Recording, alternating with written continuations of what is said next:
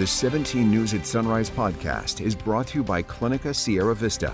Welcome back to the 17 News at Sunrise podcast, where we share your news on your schedule. Working in the spirit of the Golden Empire, this is 17 News at Sunrise. Good morning, everyone. Thanks for waking up with us. It is 5 a.m. I'm Maddie Jansen alongside Alex Fisher. We are following breaking news this morning and another deadly mass shooting in America. This one happening at Michigan State University. Numerous officers responded. We were quickly on scene within minutes. And there we did locate several victims of a shooting. The shooting happened last night at Berkeley Hall and then moved to the Student Union. That's a popular gathering spot. Officers say 3 people were killed. Another 5 are in the hospital with gunshot wounds. Students were told to shelter in place while dozens of officers canvassed the area looking for the lone shooter. And then eventually there was shooting in the courtyard. So like the courtyard of the building of Hubbard, which is like the courtyard connects to Acres. And then they started blockading the doors and we just started rushing, blocking the doors. And then one of the doors, people just started screaming and running. The suspect was seen on surveillance video before the shooting. He was later found dead of an apparent self-inflicted gunshot wound. Police do not yet have a motive. The State Department is warning Americans to avoid parts of Mexico because of crime and violence, issuing its strongest warning for 6 Mexican states listed right here, citing drug cartel shootings and the potential for kidnappings. The U.S. is also cautioning against travel to other parts of the country, including popular destinations like Tulum, Playa del Carmen, and Cancun, where cartels are very active. More than 30 million Americans visited Mexico last year. A man is in the hospital this morning after being shot in the head in Shafter last week. Shafter police say the shooting happened on West Lerdo Highway near Shafter Avenue. The 2 men were arguing when one man allegedly shot the victim in the head. That victim, Javier Munoz, was taken to the hospital and is listed in stable condition. 21-year-old Elijah Jean Sanchez is being held in custody with no bail and is due in court later today. He is facing 6 felony charges, including attempted murder. 5:05 now. The family of a man who was shot and killed in East Bakersfield earlier this month says they want answers. The shooting happened back on February 4th on Baker Street near East Truxton Avenue. Family members held a car wash yesterday to raise money to help lay the victim, identified as 37-year-old Rafael Gonzalez, to rest. Gonzalez's wife says she was with him when he was shot. She says the shooting was unprovoked. We're just parking cars like normal, and out of nowhere this guy came up with the face mask and everything and just started shooting at my husband. He hasn't done anything to nobody. He was a really good guy. He was a big teddy bear. He loved everybody. He did helped anybody out. 2 men, 37-year-old Rafael Lopez and 19-year-old Giovanni Garcia, have been arrested and are being held without bail. In your Water Watchers file, the water wells in Lamont are over 70 years old and failing, according to Lamont Public Utility General Manager Scott Taylor. But thanks to a $25 million grant from the California State Water Board, the Lamont Public Utility District is working to replace 3 water wells to serve residents with clean, safe drinking water. Taylor says the new wells will change lives for generations to come. This is historical. This is monumental. I don't think people, the media, I don't think people fathom how cataclysmic this is. It's just unheard of. You heard Miss Nicole Morgan say that this is the largest grant out of the SAFER Fund that has ever been given to one single entity. That in and of itself speaks volumes. Taylor says the Lamont Public Utility District has already purchased the land for the wells and the water samples are coming back clean. However, the entire process will take time to obtain and finalize permits, so the wells will take about 3 years to complete, start to finish. And as California grapples with a housing crisis, a new bill seeks to fast-track construction permits statewide.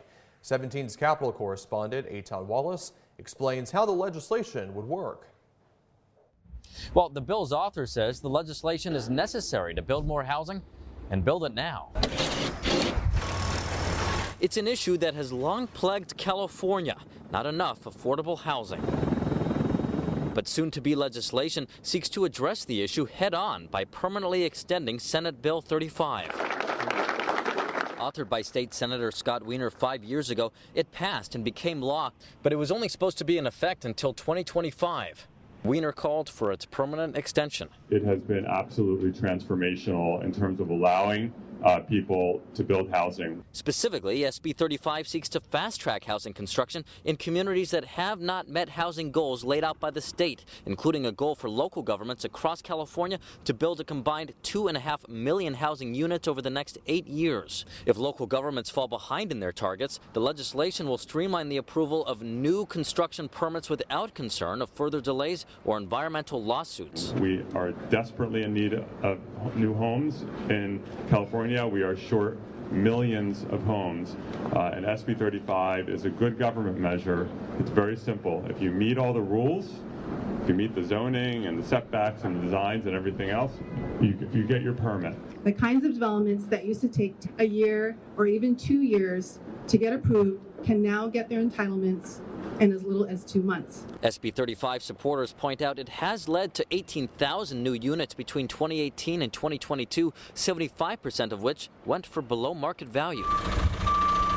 But the State Building and Construction Trades Council is, at least right now, opposed, writing in a statement the bill does not do enough to guarantee competitive wages and worker protections. Quote, it falls significantly short of what we should be doing to protect these workers. Wiener disagrees. Prevailing wage, health care benefits, apprenticeship programs, and then wage theft protections. This isn't a silver bullet. There are a lot of different things we have to do if we're going to build the millions of homes that we need, but this is absolutely one of the pillar foundations in terms of helping us achieve that goal.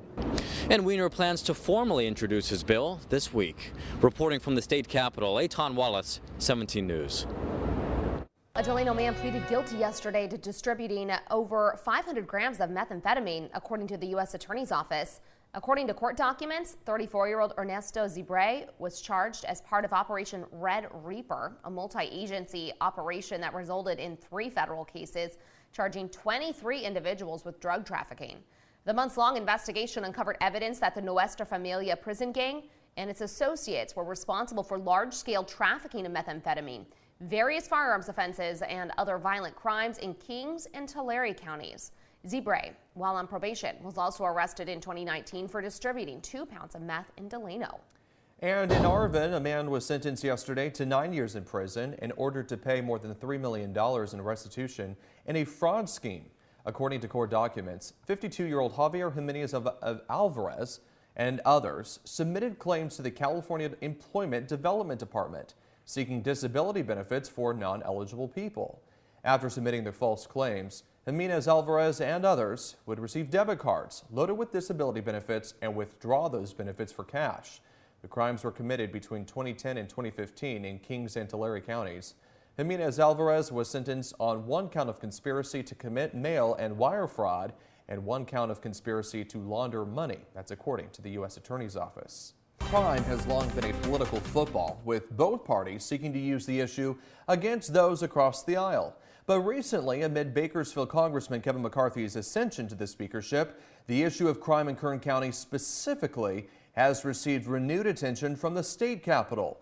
We saw the political jockeying around crime come to a head on Capitol Hill when McCarthy gave a speech on the House floor in support of overturning a rewrite of the D.C. Criminal Code that was passed by the local city council. Today, many residents are worried about taking their kids to school or going to the grocery store. But rather than attempt to fix the problem, the D.C. City Council wants to go even easier on criminals.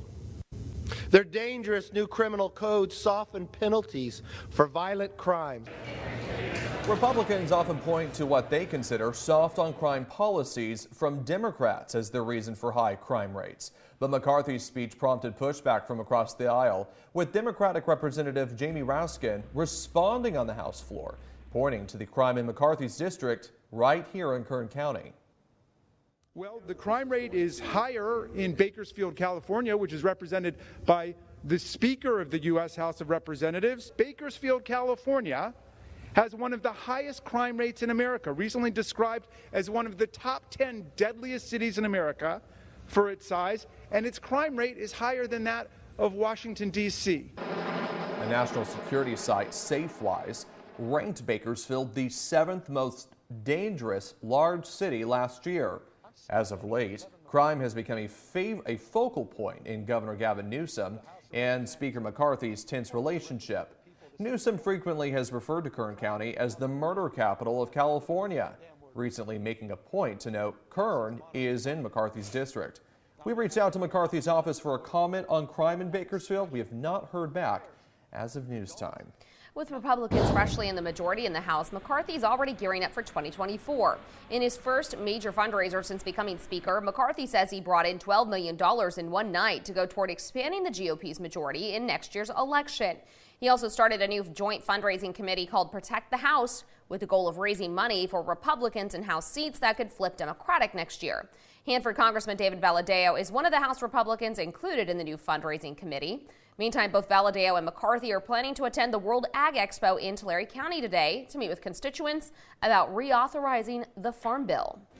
The 17 News at Sunrise podcast is a production of KGET and Nexstar Media Group. For more on all of the headlines in today's show, head to kget.com.